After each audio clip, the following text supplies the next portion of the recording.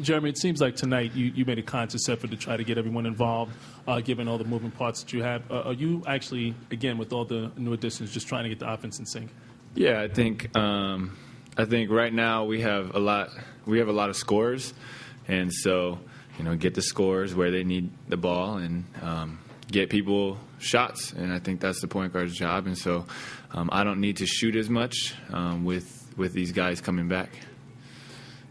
Jeremy, speaking of defensive matchups, I think LeBron James told reporters down in Miami that he expects to guard you a little bit tomorrow night. A, I just wanted to know what you thought about that matchup, and B, do you seek out advice from a guy like Carmelo or anyone else who has faced him before? Yeah, I think Melo, among others, but definitely him, has given me a ton of advice.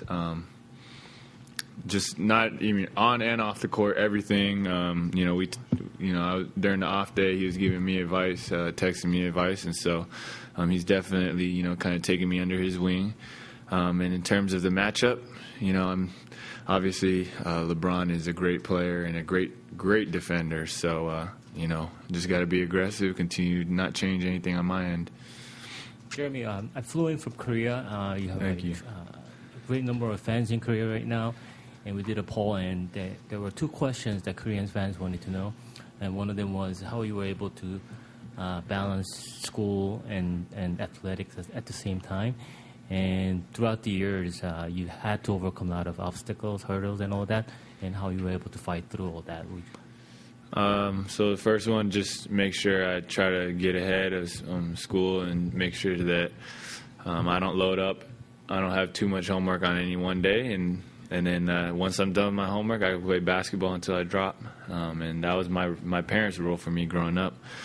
And then the other one was overcome the obstacles. I think I love playing basketball, and I'm not really too worried about what other people say or whether it's a racist remark or I just make sure that I try to control what I do when I get on the court, and that's to have fun and give my best effort. And, I don't really think too much beyond that.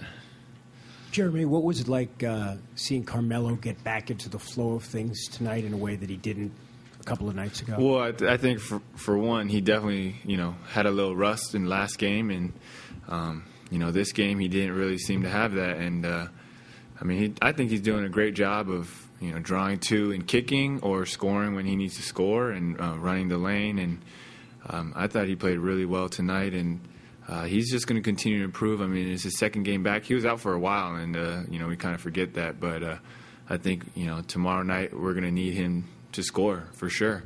They're a really good defensive team, and we're going to need Melo to be, a playmaker and a scorer. Jeremy, this gentleman came from us, so I'm from Shanghai. Actually, we're flying back tomorrow. Just quickly, two questions. One is that with Carmelo Anthony's involvement right now, are you trying to purposely, create more chances, as the coach says, sort out the problems or sort it out, with him?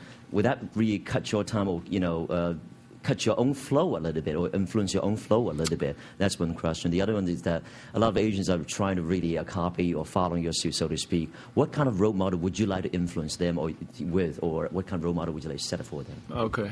You guys are really testing my memory here. The first one about Carmelo, I don't even remember. Getting involved. Melo likes the mid post. Melo can shoot. He can drive. And so there's going to be times when he needs to, stay in the flow. And as a point guard, I have the ball in my hands every single time coming up the floor. And so it's not really about my flow as it is about everyone else's. And I think that's managing it, understanding, okay, I haven't gotten him a shot in a while. Okay, he hasn't had a touch in a while. Run a play for him right here. Someone may come in the game and, someone off the bench, and maybe we have what we think is a mismatch, and so we're going to kind of exploit that for a little bit. And so just, trying to think through everything, and the coaches are helping me with that. And then in terms of being a role model, I just want to make sure I live and play in a God-glorifying way. And, I just want to, kind of just be myself and, obviously inspire other kids, but at the same time to have them not necessarily want to be me, but to try to be themselves and to try to chase their dreams and passions, whether it's basketball or not basketball. I mean, whatever it is, just to enjoy it and to have fun doing it versus feeling pressured to succeed. Jeremy, even though you've been very humble about all this, focusing on the team success and everything, when LeBron says this is probably the biggest game we've played in a while, most watched game because of what Jeremy Lin's doing, does any part of it feel a little bit bigger tomorrow than what's been going on so far? Not really. I think for us, we want to make sure what we're thinking about is we want to build momentum going into the All-Star break, and we want to make a push after the All-Star break. And I think this is a good opportunity to build momentum. And it's a big game. Don't get me wrong. We're playing a great team, and it's going to be a good evaluation of where we're at. So from that end, obviously we're excited and ready for the challenge. But besides that, we're just going to try to stay consistent.